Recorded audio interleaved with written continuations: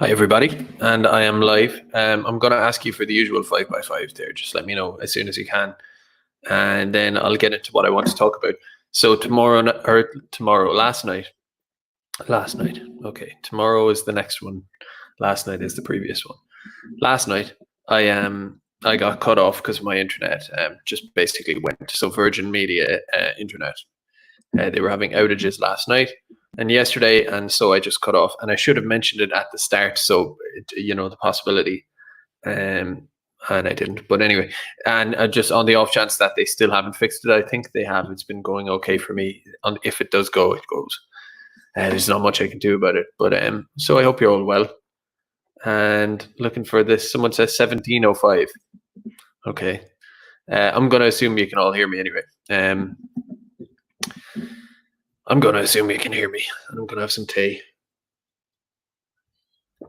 So my thumbnail is Loophead in County Clare. Very, very nice place. To be honest, I just, in the absence of creative thumbnails and photoshopping, a nice picture of Ireland is good.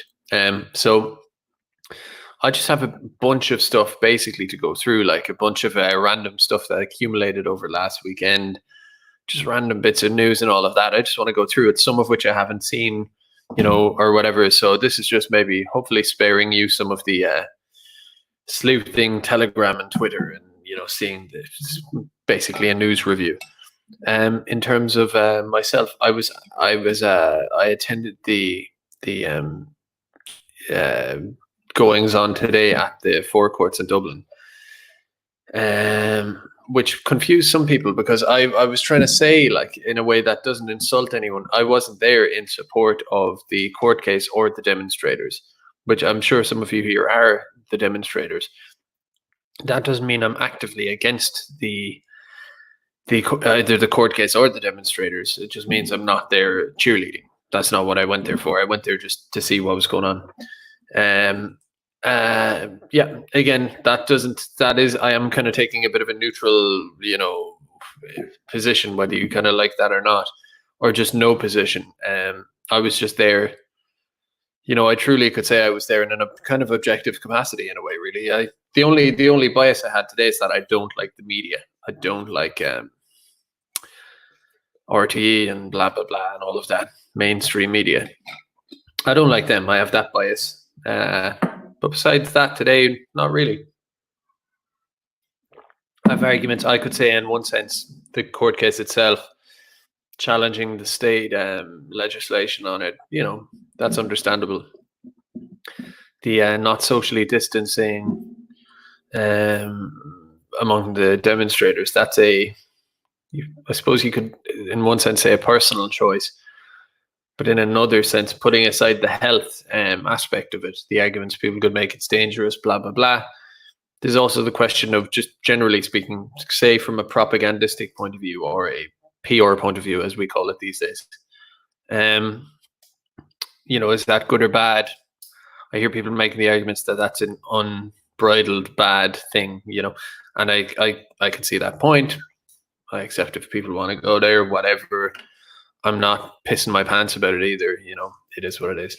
So I was just kind of going. Someone says optics check. Oh, that's optics check. Like, I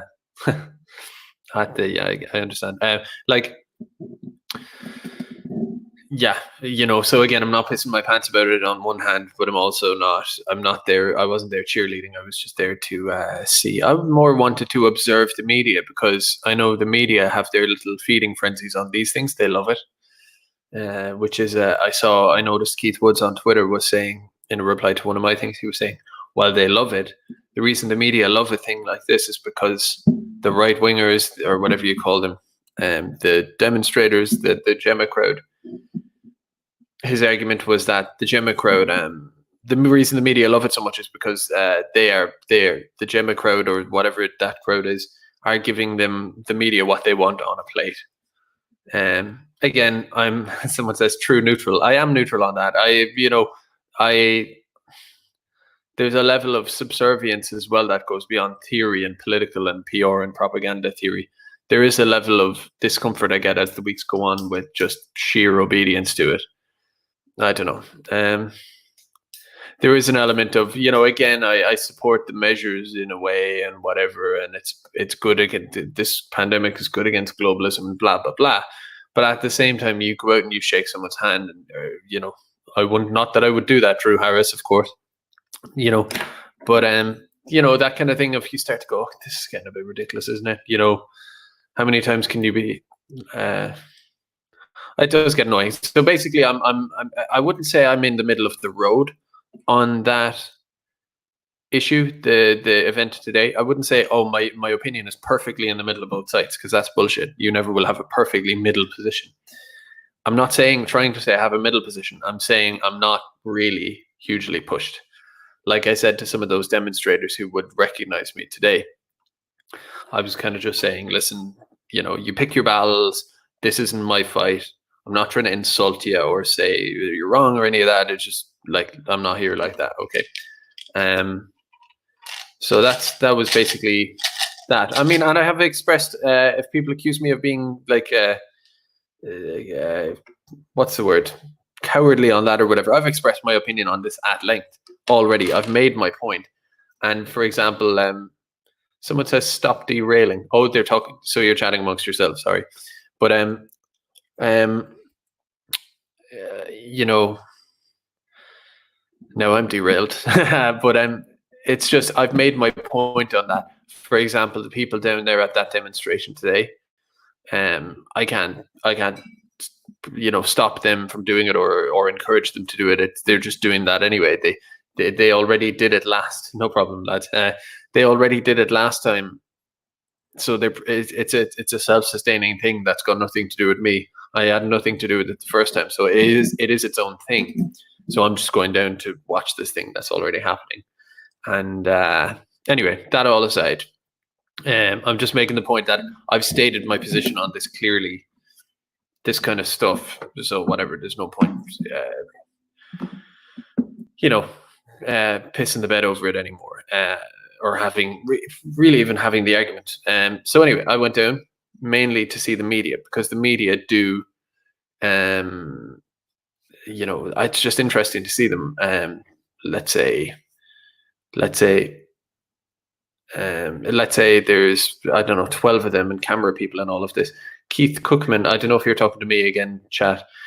I don't never know if you're speaking to me or not. Therefore, you are taking part. If that is referring to me, it doesn't really, because then you would have to say the RTE journalists are taking part. If that's what you did mean. Attendance doesn't necessarily mean participation. Not that it matters. I'm not trying to squirrel around. I don't care what people from either side particularly say, but I was there mainly because I know what it's going to be like. The demonstrators doing their thing, whatever. It's just the press swarming around. I like to just, I don't know, witness them, observe them, ombudsman kind of job. And it was just very funny to see them. So there's a video, if I can share. And again, the screen share, I know someone in the chat is going to want to tell me how to fix it. I don't know. Usually what happens is it either works or doesn't work the first time. And if it doesn't work the first time, I adjust something and then it does work. So we'll just do it that way. But this was really funny. For those of you who haven't seen it, I got a video of this myself, but somebody else got a better angle. There was this guy, his name is Dimitri O'Donnell. And yeah, he was like, why Gemma asking her a question, why aren't your supporters socially distancing and why aren't they wearing masks? And the funny thing is he's close up to a guy. He's close up to a number of people, and he's clearly not wearing a mask. And it's just kind of funny, I suppose, that he was doing that as he was asking the question. Zero self-awareness, or it's either zero self-awareness or it's a version of like, I'm different. I'm a journalist. I get to do what I want, or something like that. Which is why I wanted to be there, and why I think at all times, whether you're at no matter what you're at, if the media are there, turn your camera back on them, because the media, to me, the mainstream media is a bit of an illusion. Oh, the camera, like sometimes kind of folksy people will be like, oh, there's RT, they've shown up. When in reality, it's like, well, no, you're pointing a camera at me. I can point a camera at you. We can all point cameras at each other and then type out a article to go with it or a tweet or something. We can all kind of do that in a way. So you're doing it and I'm doing it. That's all it is. There's no difference here. Kind of demystify them. But yeah, so it's funny with the guy, and I have another picture of him, and I was trying to measure out 2 meters. I'm sure there are apps for this, but it was kind of funny because the way I saw it is he's behind that guy. I have a picture from the other side. I don't have it to hand now, but the way I was looking at it is the guy in the mask in front of him. According to the picture I had, he would have been close enough to stand with his feet planted firmly on the floor, reach out with his arm, and touch the back of the guy's head. Now, you can't do that. If you're as far as I know, if you're 2 meters away from someone, you can't do that without moving your feet. Unless you're very, I don't know. Let's not get into it, but you get my point. He's breaking the regulations as he's castigating them for journalism. You know, you would think maybe he could ask them more about the case, like the ins and outs of the case, the technicality, what did the judge say? Or, you know, there's a lot of questions you could ask, but instead of just asking, it's a very activisty kind of question. You know, why aren't your followers socially distancing and wearing masks? Because the answer is obvious, because they don't believe the virus is real. Maybe they think it's Bill Gates. Maybe they think whatever. Maybe they think the virus is real, but they think that it's not that important and they want to make a point, blah, blah, blah, blah, blah. The reason they're not wearing the things and not abiding by the rules is because they just don't value that or don't see it as important or whatever. It's not a genuine question. It's a silly question. But as he's doing it, he's breaking his own thing. He's being a hypocrite. So tell me if you get audio from this or can or can't hear it.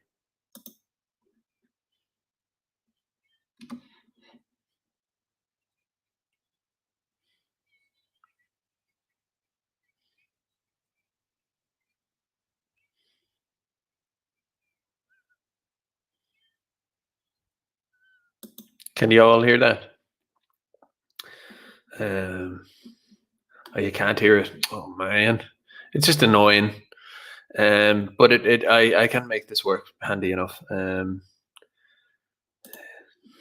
I've got Roy Orbison stuck in my head, just for those who are interested.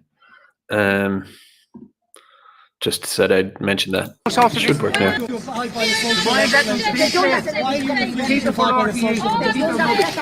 John, can I ask you why are you abide by the social distancing and your supporters not wearing masks? Your social distancing. I saw someone on Twitter. I'm assuming you can all hear it now, and if you can't, life goes on. But yeah, you're saying you can hear it. But I saw a funny comment on Twitter. Someone said that they said that guy's accent is treason or something, or surely that guy's accent is treason.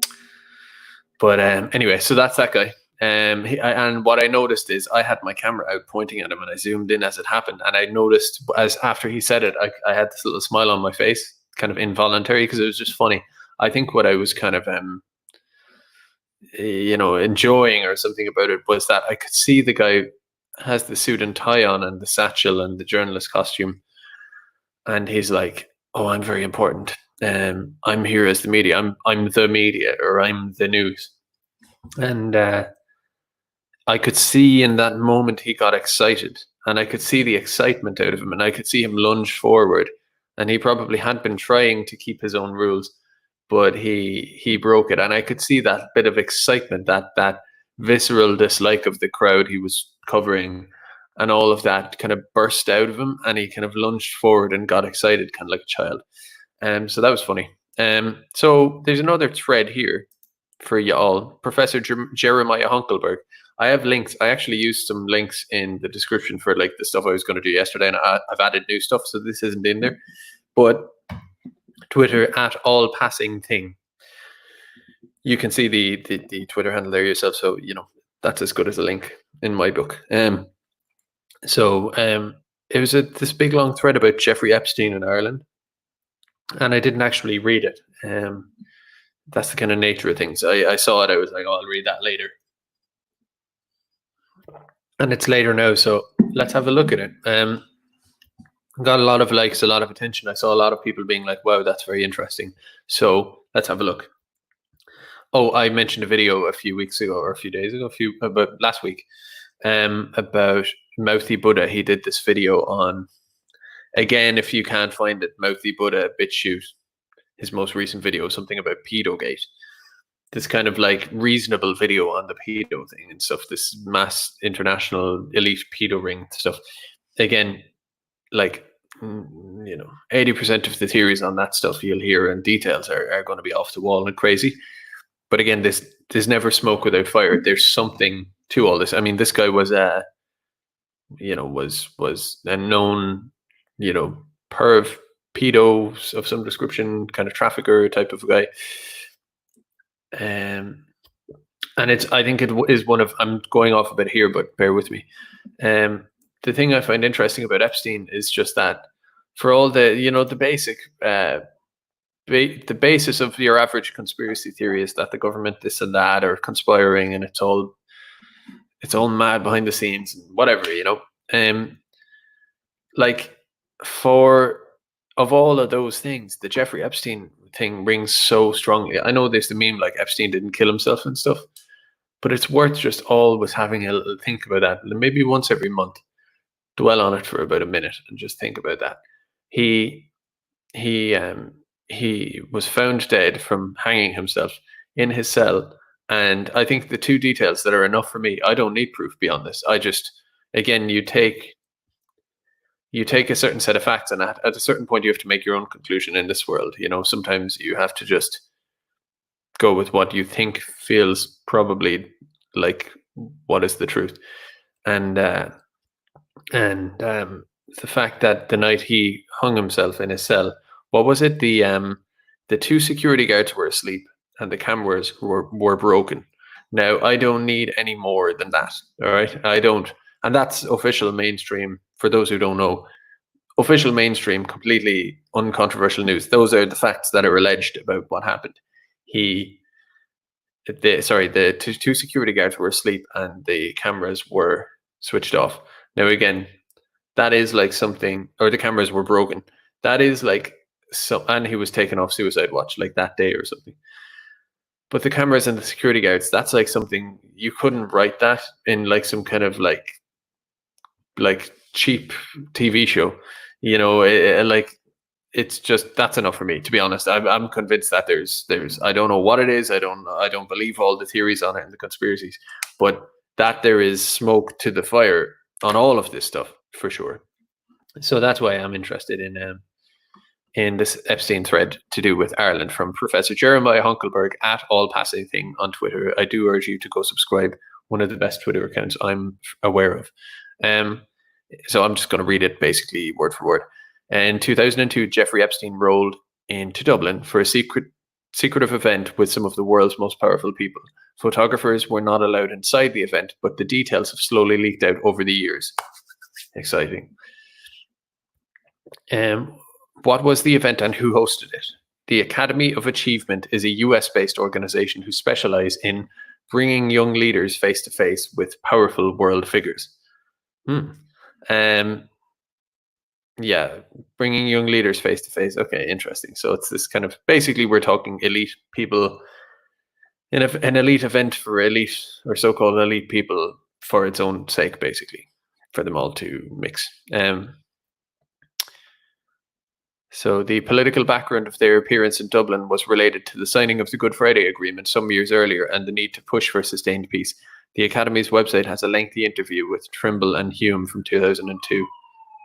Let's see, does this work? If you can't hear it, I'm just, we're just going to have to move past. Particularly helpful, I think, in dealing certainly with legislation, but also I think lawyers develop are particularly helpful, I think, in dealing certainly with legislation, but also I think in dealing with politics as well. And that's the ability to analyze, to cope with a considerable volume of material and to try and pick out from that what is right. So the event would have passed by and been forgotten had it not come to light that the former Colombian president, Andre Astrano, attended the event and met Jeffrey Epstein there. Before looking at Epstein, here are some of the other guests. So what have we got here? Okay, so there's that Colombian former president, Jeffrey Epstein, attended by Mikhail Gorbachev, Bill Clinton, Bono, and Jeremy Irons.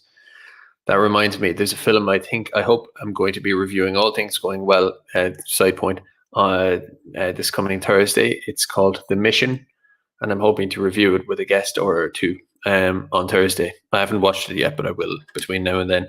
It's called The Mission. I don't know, it could be good, could be bad. I'm interested by it. It's got me intrigued. Jeremy Irons is in it. Just reminded me. So if maybe you want to watch that tomorrow night and join in on the discussion, let's not call it a review, a discussion of it on Thursday. So anyway, back to the Professor Jeremiah thread. So it had Mikhail Gorbachev, Bill Clinton, Bono, and Jeremy Irons. I never knew about Mr. Epstein's now infamous island. The luxury event was held in the former Four Seasons Hotel in Ballsbridge, and so Clinton presented with the gold medal. Everything about the Clintons is dodgy. Again, you get the kind of right-wing libertarian, conservative people on and on and on about Hillary Clinton with like devil horns and all this stuff. It does seem a bit kind of kitsch, or is that the word? Seems a bit cringy a bit. But again, there's truth to it. There's something about these Clintons is very odd. Anyway, Chuck Berry, singer and convicted sex offender. An article in the Sunday Independent a month after the event made references to the strangeness of Berry singing songs for teeny boppers, including his song My Ding-a-Ling. Oh dear. I don't even like having to say that. I don't see the relevance to Epstein. Oh, Chuck Berry was there as well, I assume. Is Chuck Berry still alive? Well, I don't know anything about this. Okay. Chuck Berry was convicted, so he's a nonce, basically. Okay, is the idea.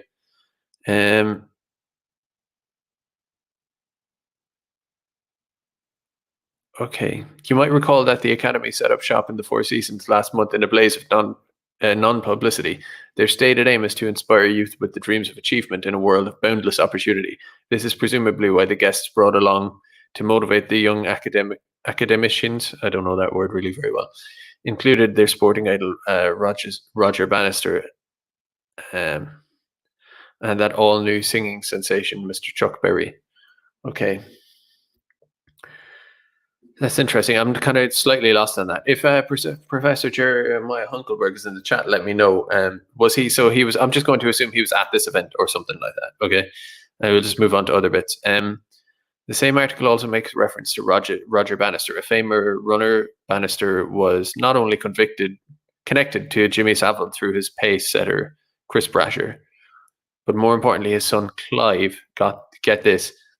Is in Jeffrey Epstein's infamous black book. Okay, so he's in his black book of like names of people he like hooks up with, and presumably like goes to these islands with like 14-year-old girls and blackmails them and all of this. Something like this. Basically Epsteinisms, Epstein, esque things. And Mary Robinson. By the way, there's something about all of these globalists, right? Literally like the proper, like genuine, full-on globalists. That word gets used a lot. But I'm talking about like they're like the UN elders or something like that. You have like Mary Robinson is always one of them. And they all dress like Dr. Evil. Do you ever notice that? They all dress like villains out of Star Trek or something. I don't even know much about Star Trek. But they always kind of wear these clothes, these weird, they look like the Council of like Space, like or something like that, Very strange, something very strange about them. Anyway, so also present at the event was former President Mary Robinson. While it is no surprise that Mrs. Robinson would attend such an event in Dublin, we have certainly seen another side to her character after the shocking and sinister events involving Princess Latifah. Wasn't she the one, she's the one who has something to do with, is it, don't tell me, it's Qatar or one of those. I think it might be the one with Dubai, the Emirates, what's Abu Dhabi? What's the state? There's a city and then there's a state. Someone says, Walshy says, daughter of Queen Latifah, from the one from Taxi with Jimmy Fallon. No, it's one of those ones. It's not Saudi Arabia. It's unless I'm mistaken. It's UAE. That's the one, United Arab Emirates. And the sheikh, or whatever his name is, his daughter, his family is a fucking mess. Someday, if you want to Wikipedia this, they own a stud in Kildare. It's a nice place, actually. I was down there a few months ago, and maybe it's Qatar. You can look it up. They're all kind of the same. It's one of these guys anyway. They own a stud in there and in a few around the world, in Kentucky as well, but one is in Kildare. So they're back and forth from here, or they're all over the West, you know, probably Lamborghini in London one day and back there the next day and all that. But what's funny about it is, for all their riches and for all of that, which we would all envy to some extent, right? We'd like some of it. You know, they are like, it must be deeply uncomfortable. Like I oh no, please don't tell me the internet's gone. It looks like the internet is, oh no, it's back. Okay. I thought I was having a cutout moment there. Maybe I have, maybe I haven't. I'll keep talking. But it must be very oppressive for those families. And the main guy, he looks like a tyrant, and he clearly is a bit of a tyrant. And I'm no raging feminist or whatever, but you know, I don't mind a bit of patriarchy, but like, this guy's just a tyrant, obviously. And the women in his family, you know, he has multiple wives and all of that. And I think this is the daughter who made these videos wanting to get out. This is a tangent I didn't expect, but she wanted to get out, and I think she did flee, and there was all of this stuff to it. And then the mother absolutely skinned him alive, metaphorically speaking. The mother, like one of his wives, she was one of his wives, and she was the next to go, where she basically absconded, like fled. And but she fled. She was smart, and also she had been in Kildare for years. So if you listen to her speak, she actually has almost like a bit of an Irish accent, and you can imagine her having spent years in Kildare. She's not some woman who's lived under a niqab all her life in, you know, Saudi Arabia and doesn't know any better. Or, you know, she's probably off with Chad up in Kildare. You know, she's up with the. I don't want to go on. I could get very, but but you know, whatever she's up to, she's living her life for years at a time in Kildare, and then she's shopping in London. To think that they're going to go back and just kind of you know, live under this guy's like fake authority, because it is a fake authority. He's not really an alpha or a leader or a respectable man. He's just sitting in this position. They're going to go back and just kind of respect that authority. They're not like, and so anyway, he loses control of his, you know, women. That's what happens when you have too many of them, I suppose. But yeah, she didn't just leave and flee, you know, all scared like the daughter did or whatever. She bundled all this money together. She obviously must have plotted with maybe some people with the purse strings, you know, inside the family and stuff.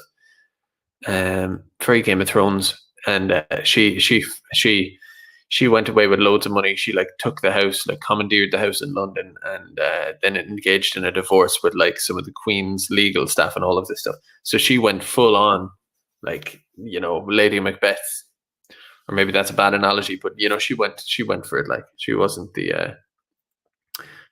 like all scared and, you know, just desperate.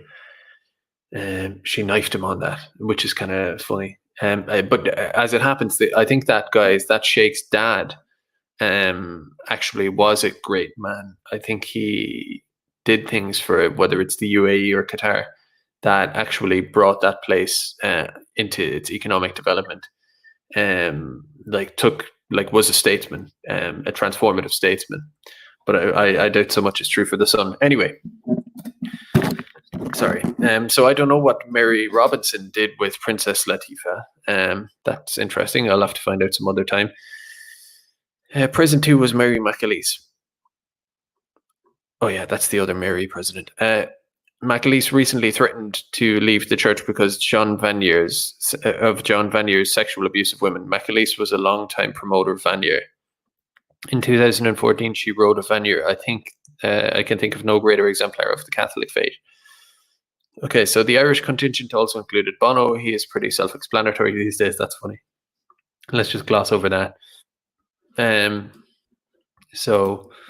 event was also attended by notorious globalist Peter Sutherland. No, excuse me. I'm going to do this on a video some other night. Because again, this is one of these things that people share around in some circles I'm familiar with. These videos of Peter Sutherland and George Soros and and it can seem again a bit cringy, a bit overdone or something. You see it all the time. Maybe devil horns on them, this kind of cheap propaganda and stuff. And it kind of makes you take it for granted. Soros is at it again, and it does start to make you take it for granted. Me anyway. But I looked up a video of, or a couple of videos of Peter Sutherland, and the stuff he was saying was like, anyone who would doubt the things I say on this channel, these kind of things I say about I say they want to make our country like this and they want to do that and everything else. If you didn't believe me and you were to like claim I'm reaching a bit too far and there's no way, just listen to Peter Sutherland. Again, this is no random guy. He was in a position. He was like a whatever he was for Europe. He wasn't just some guy, right? And the stuff he says is like unambiguous. He is like, we need to get rid of this idea of homogeneity and of sovereignty and of nationalism and of one people in a country. Basically, mix it all up and everything else, right? We need to actively do that. He's basically saying straight out, we need to actively conspire. And it doesn't matter what people want, publics want in Europe, in different countries. It doesn't matter. We need, just at a religious level, we need to do this, and we must do this, and we will do this, and we'll stop at nothing. And this whole project has to be aimed 100% at that goal, among others, I suppose. And yes, someone says Simon Coveney is Sutherland's kind of student, Sutherland's kind of protege. So they say. I think I believe that as well. Yeah, there's just been many pictures of them together palling up. That's all I know. But Sutherland is unreal. It's unreal. I'm familiar with it, but I've kind of taken it for granted. I was like, wow, like, how is there any doubt about this stuff? Like, what, unreal. And the gall of him as well. No interest in a mandate. No interest in any of that. Proper scummer. Insert the thing of the African guys with the doing the dance. The meme that's been going around. Anyway, Sutherland despised the Irish people and despised nationalism. He is on record saying that. I see the video buffering. I hope I'm online still and everything's cool. Okay, so he's on record saying that demographic replacement was crucial to creating a multicultural Europe. He was also the head of Goldman Sachs at the time of the Academy event in 2002. So let's see what he has to say. Globally.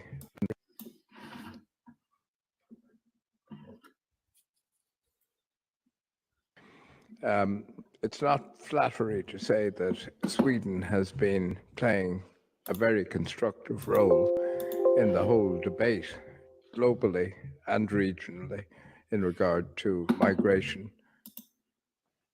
Well, I mean, if one looks at the key arguments and issues relating to migration and the need for migration, the demographic is the most fundamental. The demographics are a key element in this debate and a key argument for, and I hesitate to use the word because people have attacked it, for the development of multicultural states. Because states have to become more open states in terms of the people who... I could start arguing with this, but I mean, my arguments and all this. Again, the main thing is that, like, I mentioned demographics. I mentioned that it's forced multiculturalism and replacement migration, and it's a plan basically. I'm a conspiracy theorist, but when he says it, it's cool. Are we going to revert to a world that existed before the Second World War, which had so many painful memories for many of us, for many people? We don't live in that type of world anymore, and it doesn't work. And it's not too long ago that we had that degree of racism in Europe, which is left. Okay, so it always goes back to the Holocaust, as if like history. Let's not get into it, but as if like your morality can be defined by these kind of stories, So I mean, am I going off on a video? No, I have to talk. I know it's like, oh, Stalin killed so many people and blah blah blah blah blah. Let's not get into it, yeah. But I didn't know this thread would go so far. Kind of, I wasn't expecting how far-reaching this thread would be. It's looking at a lot. So, as an aside, Goldman Sachs now owns Travelodge, the same hotel chain that hit the news this week. Sorry, 2 seconds. The same hotel chain that hit the news this week for this story. The taxpayer now funding migrants to stay at the hotel chain owned by Goldman Sachs. Imagine that. Interesting. Sutherland was also prominent in the secret Bilderberg group. Okay, yeah. What about non-Irish? Henry Kissinger was there. Kissinger, of course, infamous for being a war criminal. Yeah, I can't believe he's still alive. Quite incredible. Lyndon LaRouche. Lyndon LaRouche claimed that Kissinger was a spy and charged level posthumously at Epstein. Interesting. So the idea that Epstein was basically an Israeli asset to blackmail people for political power. Were associated with me. We're at their usual stay in the airport. They said, Henry Kissinger. And so this young woman walked up to Henry and said, Mr. Kissinger, may I ask you 2 questions? And she asked him about the current thing that Westmoreland was having troubles at that point, the questions Vietnam thing, and asked him if he cared to say anything about that. And he said no, he didn't want to become involved. He said, well, Mr. Kissinger, may I ask you another question? Is it true that you have been involved with young boys at the Carlisle Hotel? Now, that was not an insult. That was a straight journalistic question on a matter of fact, which has been some discussion from highly reliable witnesses. Well, let's look. You say highly reliable witnesses. Henry Kissinger doesn't have. I'm not a supporter of Henry Kissinger. He doesn't have enough time to sue you for putting this type of material out there. Why? Let me ask. Interesting to see Pat Buchanan on the opposing side, or the in defense. I don't know. And Epstein had Kissinger in his little black book too. Interesting. The two had worked together. In attendance was Bill Clinton. I mean, we know all about Bill. Okay, so he's a perv or molester or whatever. Clinton's connections to Epstein are endless. Lolita Express. The event itself cost $300,000 for security. Isn't that incredible? This is for the Academy event in Ireland. I mean, you would wonder what about these kind of events like. The story would have been completely forgotten had it not been for the Colombian president testifying recently that Epstein was there and he met him. The question is, who invited Epstein and why? Oh, it's getting interesting now.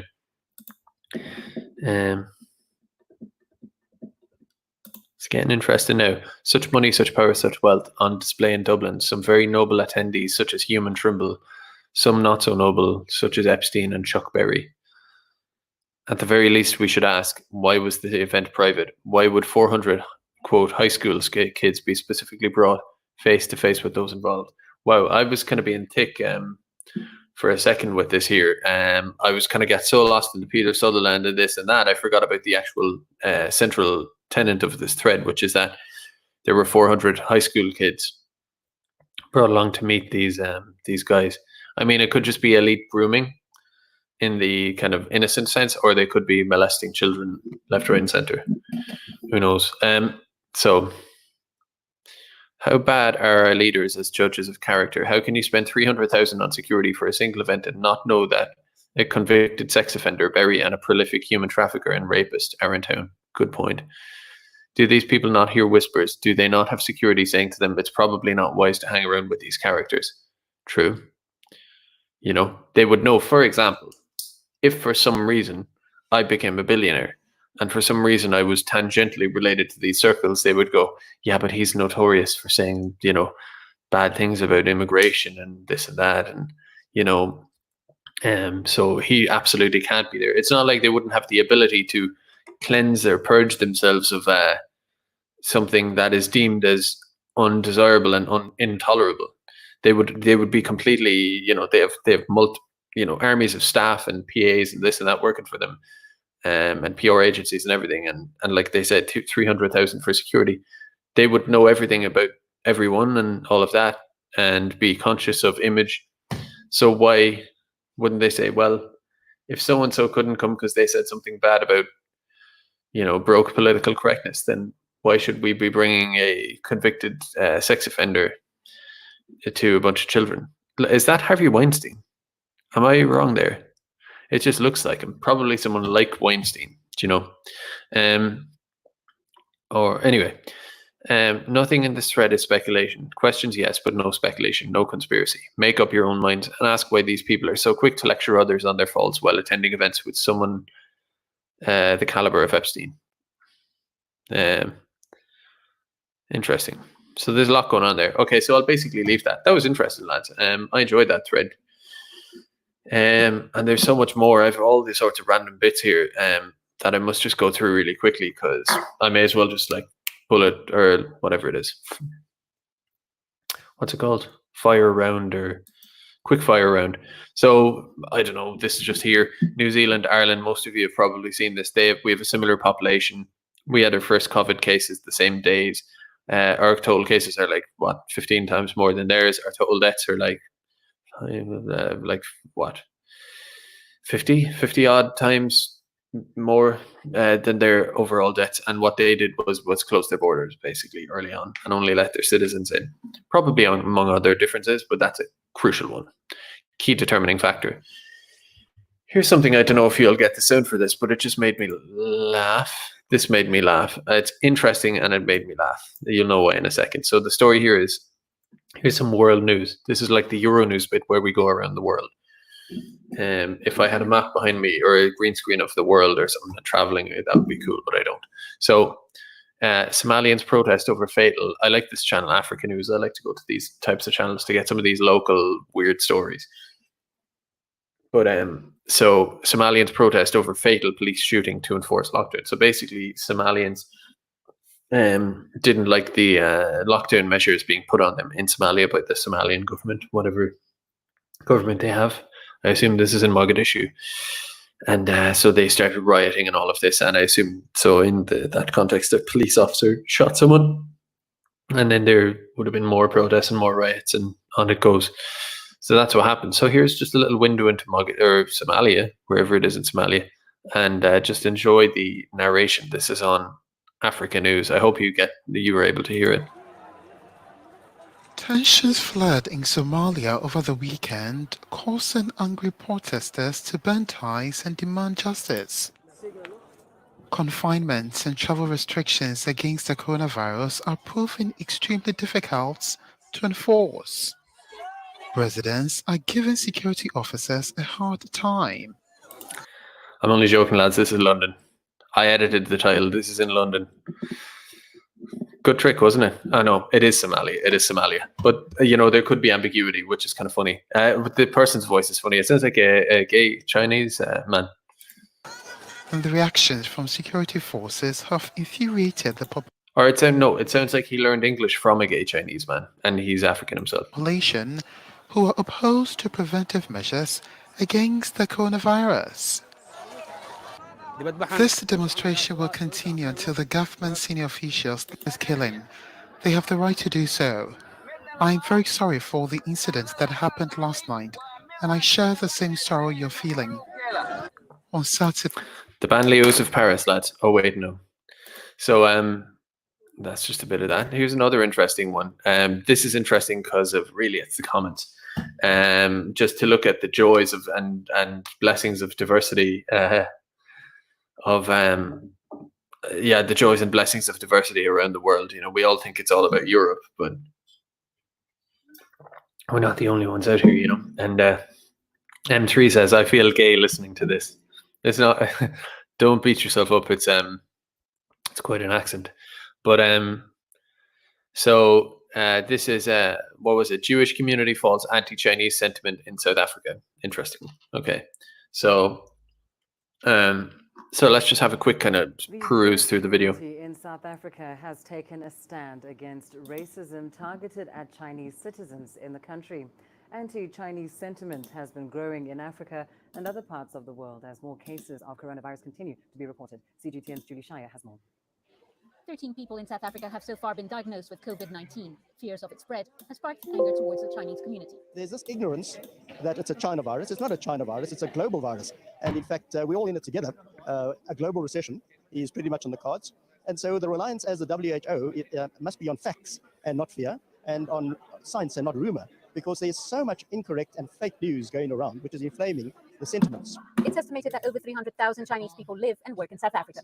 The Jewish community I've sped up the video just for those who are wondering. has called for an end to insults and abuse.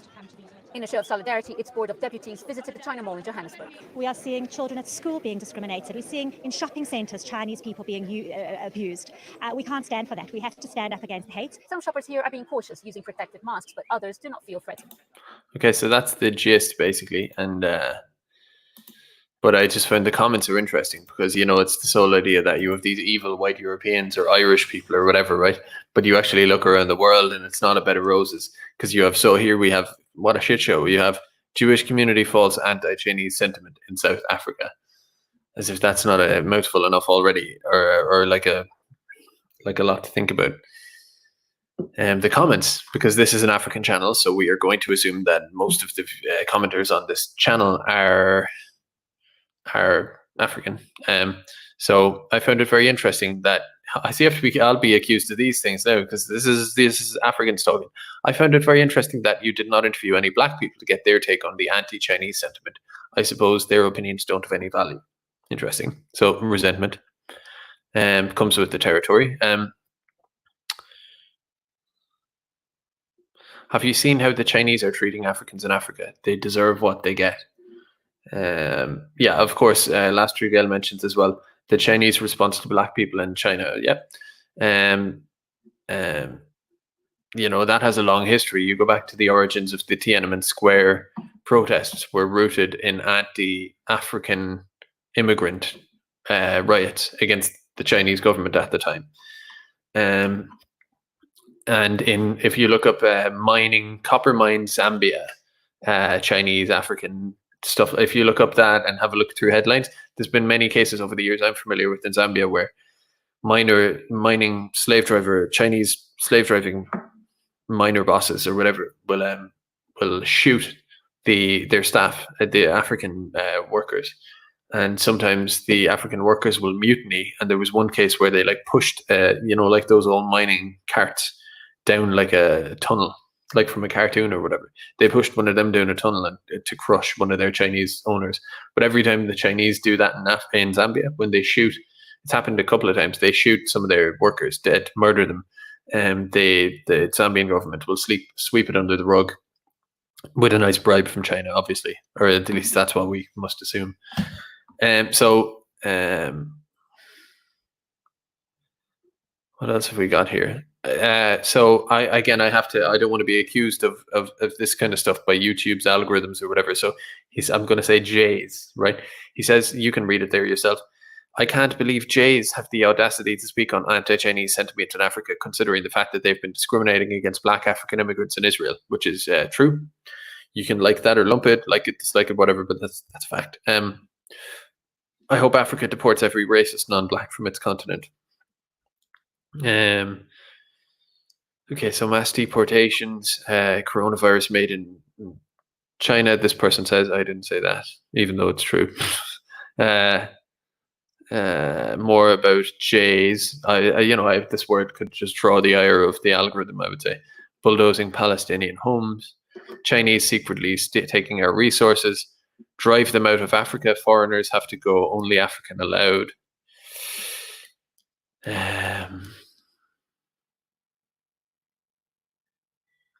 Too many cave-dwelling illegal invaders claim to love majestic Mama Africa, but hate the original melanated people of Earth. Okay.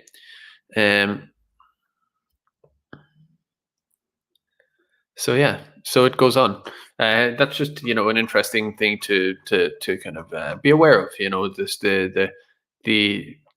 world beyond our shores. So that's something. Here's something funny from Clonakilty. So all the way from Cape Town to Clonakilty, we have Clareburn. So this will kind of speak for itself. So this shop owner was saying, he put up a post or something. I'll skip to the end of it. I'll get to the point. But apparently this shop owner is a Super Value. I think it's Super Value in Clonakilty, which is one of those special Super Values. You know, those shops in towns, various towns around Ireland, Super Values or whatever, where you go into them and it's like some kind of opulent luxury, you know, a utopia shop, unlike all the others. For some reason, some branches are just amazing. They have every variety of food and perfectly laid out and clean and lovely. Super Value in Clonakilty is notoriously nice. So anyway, the owner of this shop says we've been getting troublesome people at the shop or whatever, and he put up a thread online about this, and it got a lot of attention, and people supported him, other shop owners and around the country being like, oh, we get trouble too, you know, fair play for speaking up and all of this. And then he went on Claiborne to give detail about it. And she's asking him away, and she asks him all these questions. Oh, so what's going on, and what's it been like, and what are people doing, what are these people doing, and whatever. And then at the end he goes, they're basically not from Clon, they're not from Cork, they're not from Ireland, they're foreigners. And she like shut it down, right? So let's have a listen. A supermarket in County Cork issued a public appeal to... I am just skipping to the bit I'm looking for, just for sake of brevity. Oh, we don't know those people. They're not local people. They're not Cork people. They're not Irish people. They're foreigners, and they don't seem to have a grip of what's going on at all, or they seem to be quite careless in their thinking about it. But for me here to protect my all right, people, Eugene, I don't want to pinpoint particular individuals because that's not fair. Because we can't. He didn't pinpoint or whatever. He didn't pinpoint any individuals at all, right? Can't prove any of that. Okay. Can you just talk to me a little bit? What is interesting is that he said they're not from Clon, they're not from Cork, they're not from Ireland, they're like foreigners or whatever. And she goes, we can't pinpoint individuals. That'd be very wrong. We can't do that, even though he didn't mention individuals. Think about it. If he had said, listen, these people who are behaving like this, they're not from Clon. We don't recognize them. We know our own people around here. They're not from here. I think they're from Cork. I think they're from Limerick, to be honest. And he went on and spoke at length and how troublesome they were being and how alien they were to Clon from Limerick. I think she would have sat back in her chair and said, tell me all about it, my man. But it's the foreigners, suddenly they become individuals who you can't comment on and who, without absolute proof, she can't allow to be spoken of. But like, I skipped over it, but up until this point, she was here asking him about every other detail about the situation. And she was giving him the benefit of the doubt to say, hey, look, we've asked you on. You're an esteemed man of your community. You don't seem insane or anything like that. So basically everything you say, you know, it'd be like, you know, if he said, I woke up that morning, I had my breakfast and left, she wouldn't say, well, we don't know if you had your breakfast or not.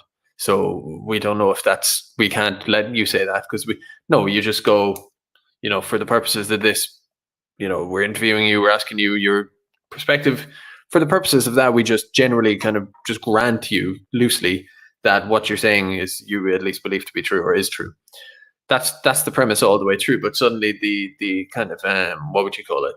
Her like epistemological framework completely changes when he mentions the word foreigners, specifically foreigners, not Irish. They're from outside. Why wouldn't that be just another detail?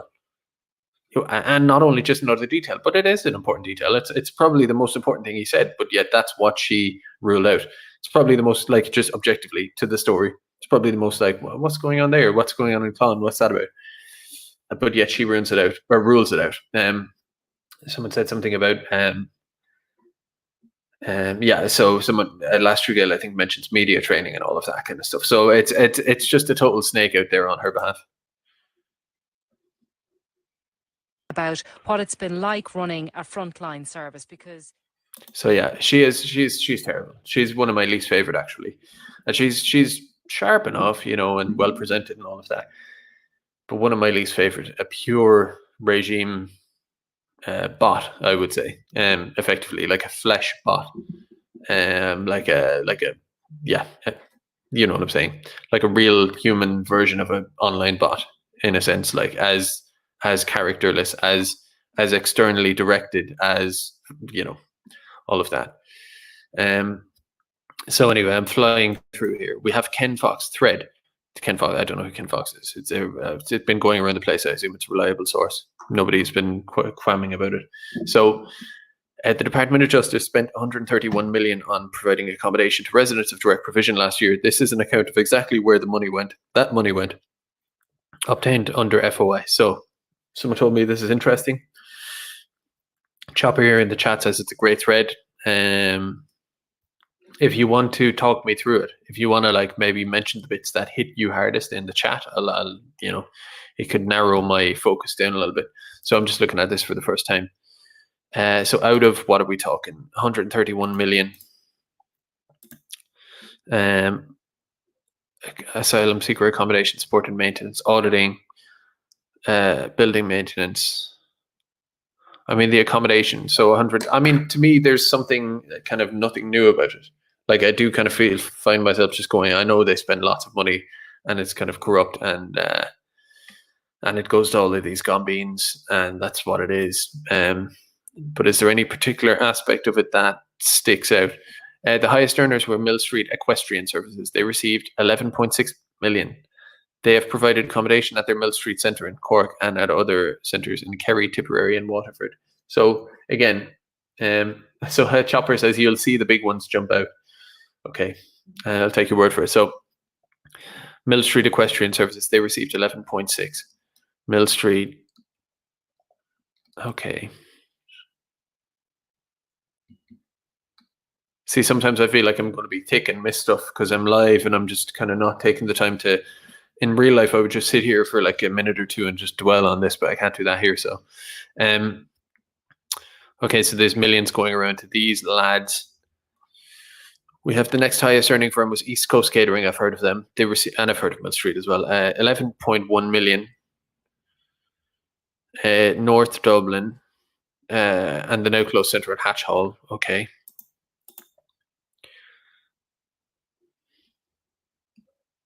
Someone says 300,000 consultancy. Consultancy. I'd like to see where that is. Where did I miss something? Did I miss consultancy? Oh, it's in the top list, I would say, probably. 305,000 for consultancy. Yeah, that's an industry of its own, isn't it? Mosney 10.8. Faziard, so they were the Uachtarard ones, 7.93 million. Bridgestock 7.04. Campbell Catering. Okay, so it's kind of going on with these. I mean, a lot of this stuff was stuff that was generally kind of known anyway, but the top picture is kind of the one I think you're saying is kind of the one to focus on. So let's just have another fresh kind of glance at that, because maybe I didn't give it enough credit. So, okay, so the top two are just the accommodation and the accommodation itself. That's the bulk of it. So we expect that to some extent. Building and maintenance, as much as I don't like the whole situation, you know, it's to be expected, whatever. Refurbishment. I'm just looking for the strange kind of things that stick out. Consultancy sticks out a little bit. That's quite a lot. Lab equipment, lab supplies, legal expenses, media services. That's interesting. 970, unless I'm getting the wrong column there. Again, I would have to kind of like put a pen across it and be like, which one is it? If I'm reading that correctly, media services is either 973 or it's 103 or it's 23. Media services. Now that's the one that jumps out at me. There's more than anything.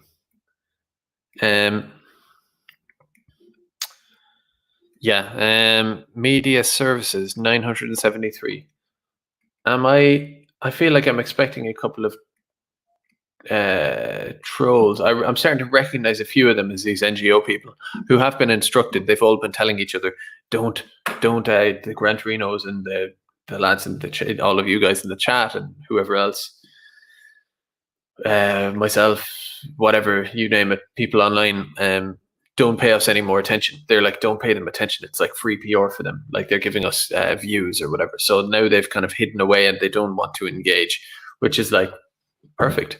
So Chopper is telling me to look at postage. Okay, I didn't get there yet. So media services is, I think, 973,000. Postage is 1.2. Oh, is this remittance? Is this drugs? And but before any of you out there who are a bit liberal and or whatever it is, if you're not familiar with this, if you're not familiar with this thing, there's this is proven. Just look up Albanian drug trafficking, Asylum, Ireland, something like that, right? Albanian, Georgian drug trafficking, human trafficking, Ireland, whatever. Take the initiative yourself, right? You can and go look up these terms before you get angry about me saying, if you think I'm making a sweeping statement about drug trafficking and human trafficking through the asylum system, a sweeping statement based off just pure bigotry and whatever, blah, blah, blah. First, you have to look up these search terms, go do your own little bit of work, and, you know, out of respect for your own intellect, look it up and see if I'm talking about anything true before you assume it's coming from some kind of like moral evil place or something like that, right? That's all I would say on that. So just to put that aside, yeah, 1.2 million and a quarter on postage. That's not right. No, like, I mean, I know they're from around the world, so naturally their postage will be more expensive because it's going around the world. Someone says moving food, potentially moving food around. I don't think that would go under postage, personally. I don't think this is a question. This is a thing we need to open up. I can't do it here. Feel free, lads, to do your to kind of go for it. But yeah, postage, you could say, well, it's expensive because they're sending their postcards all around the world, and global postage costs more money than whatever. It's either remittances or drug trafficking or something like that. It's something strange. That just jumps out by itself. It's worth digging into that, just digging into the numbers, even if you can't get access to RAA data, just to kind of maybe break down the number of asylum seekers.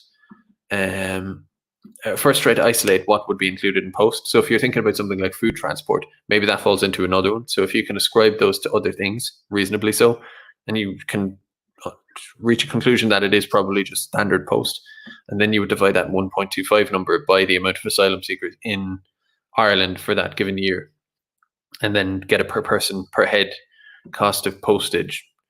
And if that happens to be, you know, I can't do the maths here, but if that happens to be €40 per person, then you kind of wave it off and go, oh, maybe it's not that big a deal afterwards. If it turns out to be a lot more than that, then obviously there's something to it, and it's worth looking into a bit more. So 1.25 million. Let's just think about that. So let's say I've forgotten how many asylum seekers there are. Again, I need to refresh my memory to know these things. I used to know all of this stuff, but I forget. I tend to forget unless I refresh my memory. So it's not more. It's nowhere near. It's not like 10,000. It's less than that. So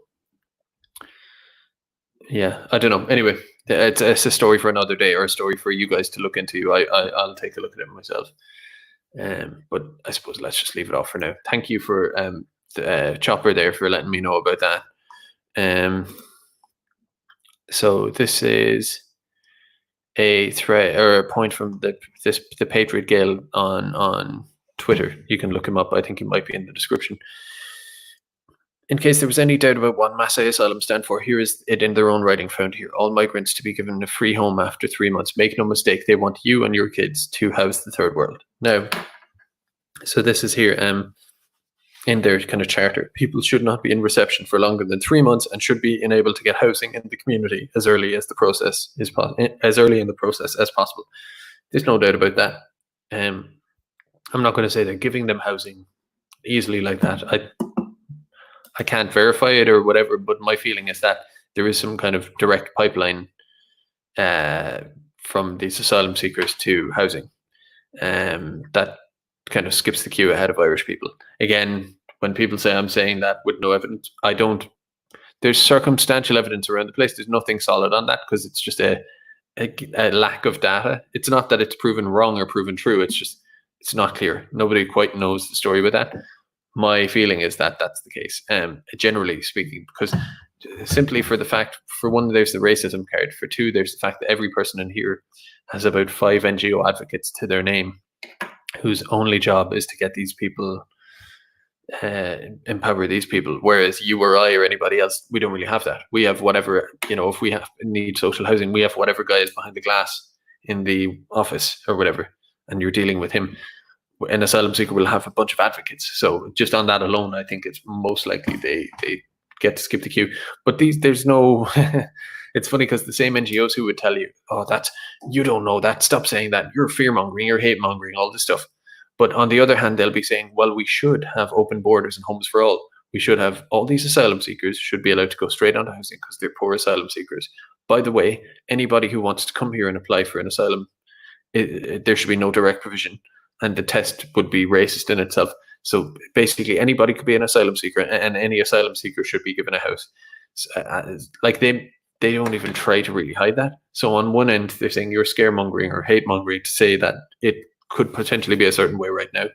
But on the other hand, they will say, well, whether it's that way now or not, we can't say, but we certainly want it to be that way. So it's like the disingenuousness is unreal. Covra had a thread here that was recommended to me, also on Masai, and I don't know what the story is here. Again, I've not read this before, so I'm just reading straight out from Covra. So, is that the gratitude of this African male? I would hate to experience his ungratefulness. Or if this is his gratitude, I'd hate to experience his ungratefulness. So what did he say? I think he said, excuse me, I must go quickly through this stuff because it's getting late. He said, direct provision. If this is the kindness of the Irish state, I would hate to experience its cruelty. Okay, Coverall's right there.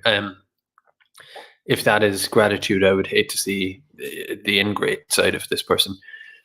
I can only imagine if I went to China or South Africa or anywhere like that, and they said, hey, there's this place you can stay. You're not in prison there, but we'll give you your food, your bedroom. You might have to share a bedroom. It might not be ideal, whatever. Or you might have to share it. Might not be, luxury or anything, but we'll give you a room. We'll give you medical. We'll give you transport where necessary. We'll allow you to apply for work, and you can even still stay in the center for free. No bills, no dentist, no any of that. It's all good, all that stuff. And I would go, so it's free. I don't have to, do you need me to do something? Should I be working kind of for free in return for that? Well, no. If you work, you'll get paid something. I mean, imagine you're in a situation like that in another country where you just showed up like a child, basically, because most of these people aren't actually fleeing anything. So you show up like a child in someone else's country and you say, hi, just take care of me. And they do. They don't tell you to piss. I would expect to be like, have my head pushed up against the wall and interrogated in a room for 24 hours, no sleep, and then onto a flight back, which I have to pay for, And if that happened to me, I'd be like, well, yeah, fair enough. But these guys can openly be spoofing, and they have all these people backing them up. And then they get given all of this, and then they have the press just like with their notepad, like, so you suffered, okay, and what else? We're very cruel, we're very bad, okay, thank you. That'll be straight to press in the morning. So they get this, and the idea that they take advantage of it is annoying. Again, I always say I mainly blame our guys for facilitating all this, but sometimes someone like this guy, whoever he is, pushes me to dislike him as well, because it's like, our state is the problem, but you taking advantage of this and rolling like a pig in shit in this, having your article and all of this, is annoying. You're putting the boot on the neck here. That's what you're doing, and it's not very nice. And we have memories as well, don't we? So I can't say his name. Faco. I'll call him Fucko. Couldn't apply for asylum on arrival as he had signed an agreement that he would study here. Okay, so he was studying here apparently. So that's what they do sometimes. I'm studying here, and then they'll study here for a few years and maybe apply for this visa. I've seen multiple cases of this happen. They might apply for some visa or whatever, and the visa is a bit tricky and it's taken a while, or they might not be doing so well on it, or they might be rejected it or whatever. Then they will claim asylum. I was getting persecuted. I was gay in Africa. and they didn't like it, and they, it goes on like that. And anyone, any normal working class person or just an ordinary person can go, this is bullshit, obviously, right? This is silly, let's just but again, we have this whole industry that facilitates open lying and stuff like this. And again, I can't say anything about this individual here. Fucko. So then he remembered someone threw a stone. I'm just reading Coveralls. I'm not reading the article, so you can take this guy's word for it here, not mine. Then he remembered someone threw a stone at him in 2004, and a security guard in Cape Town Mall made nasty comments about my appearance. It was very frightening. I mean, okay. So what else? As an example of how awful DP is, he relates a story from Knockalishin, DP in Clare. Mfuko revealed he was gay to his Albanian roommate, who went on about how boys are supposed to be with girls, and all I could think about was, what have I done to deserve this? I mean, who cares? Who cares? Someone said, that happens in, whatever. I'm not trying to stand up for it. Just who cares? Get over it. You're a big boy. Anyway, and Albanian as well. Funnily enough, my Albanian drug trafficking friends in the asylum system. My homophobic Albanian drug trafficking friends. This is like a clown show. After initially snubbing an invite to meet President Michael D. Magic Wizard Man, so cute. Haha. He drinks tea and has a dog. Haha. He's my favorite Instagram post. That's my opinion. That's my robot impression. But that's my opinion. My opinion is that he's the cool one. I vote for him because I think he's the one. It does annoy me, the Miggledy and it makes me despair about democracy when the kind of corporate opinion, almost like the one at work, so they will all think I'm normal, and the one is to vote for, I think it's Michael D is the one that you're meant to do that for, and signal online as well about it. I think that's the one, so that's who I'm voting for. Anyway, he rejected Miggledy. Mfuko reconsidered a year later when the invitation was to be in a more regal setting. While in Áras an Uachtaráin they discussed direct provision, he presented his demands, or whatever. I'm skipping through this a little bit. Mfuko speaks for Maasai lobby group. If locals don't want DP in the town, Mfuko will say they are terrified of aliens. They're terrified of asylum seekers. But if asylum seekers decide they don't like the town, then it's okay. That's a great point.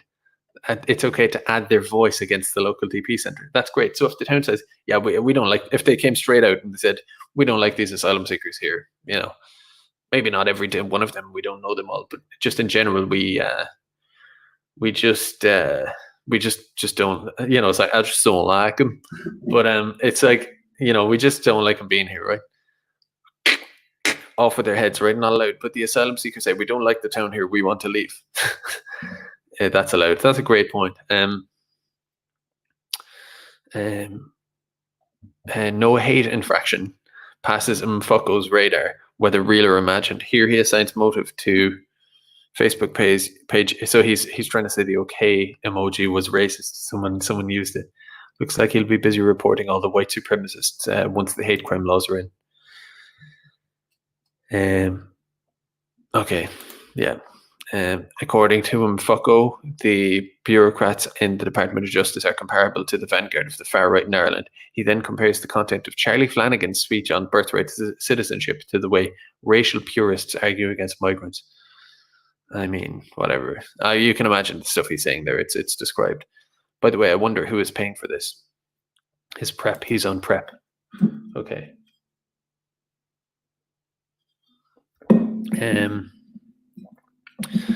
Good old prep. I did a video on this HIV in Ireland. Look it up and watch it if you want to, if you have time. It's the HIV, the actual details of HIV in Ireland, or HIV anywhere, are shocking, given the education you're given on it. It's shocking. That's all I can say. Mfuko is quick to accuse others of not caring about asylum seekers. However, there is one group he definitely does not want you to care about. Mfuko says those who speak about systematic murder, torture, and rape of families in of white South African farmers are spreading hateful messages. So again, this is statistically borne out that white farmers in South Africa are disproportionately targeted with like being like babies thrown in boiling water and all of this kind of stuff, which again does sound like almost like post-war propaganda. But I mean, I hate to say I've seen pictures of it, so you know, and this didn't happen 100 years ago or whatever. So and there's photographic evidence of it and stuff. But yeah, you know, these brutal murders happen, like necklacings and all of this stuff with these white farmers. And why can't you talk about that? You can talk about the what do you call it, the Burmese or the Myanmar people attacking the Muslims there. The Muslims are being attacked by Buddhist vigilante extremism.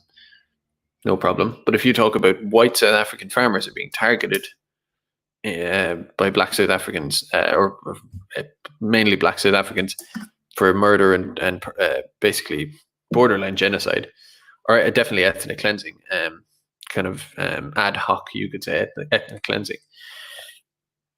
That's a hateful message. Although happy to tweet about how great the progressive legislation on South Africa currently is, Mfoko is still appealing his asylum application decision. His appeal depends on the hope that appeals tribunal believe these laws will not be enforced. I would take so much joy. I mean, I don't, you know, I can't talk, like, because I'll be accused of targeting him again. I have to keep my focus on the NGO people who are my focus. But people like this guy are asking for it sometimes, where, like, let's just say if in a fantasy world where his like 12th appeal ultimately failed and he was actually deported, which would be pretty much in a fantasy world, it would be so enjoyable to just wave him away, be like, bye Mfoko. In conclusion, let's hear from the man himself explain how the state frames asylum seekers as people that are dependent on the state through a system of direct provision. Sorry, I'm speaking very fast. What does he say? And look, all these videos, like with the music and the thing, the graphics and all of that, like, I mean, the movement of asylum seekers in Ireland is getting ready to campaign for direct provision to be abolished. The comments that we I should read it in a posh Dublin accent. The movement of, in Emmett Kerwin voice, these asylum seekers are suffering. Seeing like people being treated as if we are welfare scroungers. It's the state that frames asylum seekers as people being dependent on the state through the system of direct provision. We never asked for 38.80 per week. We never asked for a plate of food when we landed at Dublin airport. We never asked for Is he for real? That all we asked for was protection. We've noticed a lot of an uptick on online mobilization, and they do support each other. It is a minority, but a dangerous minority, because they are... Okay, Mfoko, you're talking basically about me, right? Call me egotistical if you want or whatever, but to call it ego or whatever, it's just a fact, right? I'm there's a few people who talk about this. I'm one of the main people who does this, right? Talking about me, again, like I say to everybody else, Mfoko, the invitation goes out. Come online, stream, neutral channel, whatever, right? So long as it's fair, we both talk, unedited, whatever, you know, just a conversation, respectful, about the asylum industry or the asylum system, direct provision, immigration, international migration, all of this stuff. Have a nice long hour and a half, respectful, no shouting, no personal insults to each other, whatever, a discussion about it. So you're saying we're dangerous, we're a mobilization, blah, blah, blah. Talk to me about it.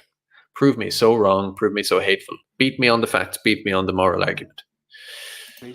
And they do support each other. It is a minority, but a dangerous minority, because they are whipping up hate against vulnerable people, and politicians seem to be people. Whipping.